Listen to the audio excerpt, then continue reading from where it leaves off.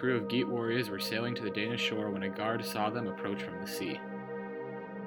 As they started to unload their boat, the guard rowed down to meet them and asked why the heavily armed crew had come to Denmark. The watchman, realizing Beowulf was here to help, led he and his men to Heorot, the massive dining hall of King Hrothgar. Beowulf and his men were greeted by the king, and they discussed their plans to slay the evil demon Grendel, who had been terrorizing Hrothgar's hall for months. Later that night, Grendel came to attack and kill Hrothgar's people, but to his surprise, Beowulf and his men were there to meet him. Beowulf, prideful and desiring glory, took on Grendel alone without weapons.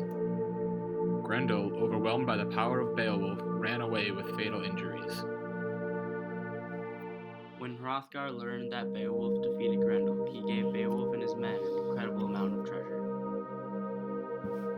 Grendel's mother later found her son fatally injured and brought him back to her lair.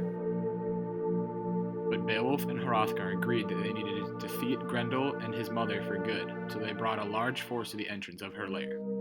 Beowulf, seeking even more renown, goes into the lair alone. He found Grendel and his mother in the cave, and the mother tried to kill Beowulf, but Beowulf grabbed an enchanted sword and killed Grendel's mother and cut off Grendel's head.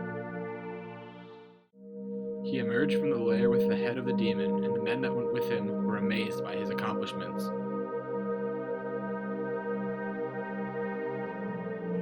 Things seemed to be going fine for Beowulf. He returned home and pledged his service to another king.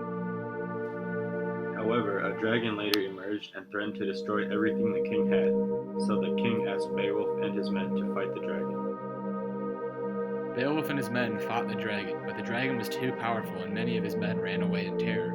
Only Beowulf's friend, Wiglaf, stayed with Beowulf. But once again, Beowulf went alone to fight the dragon. He ended up killing the dragon, but was fatally wounded afterwards and died later. His men built a giant funeral pyre and set him on fire as a burial ceremony.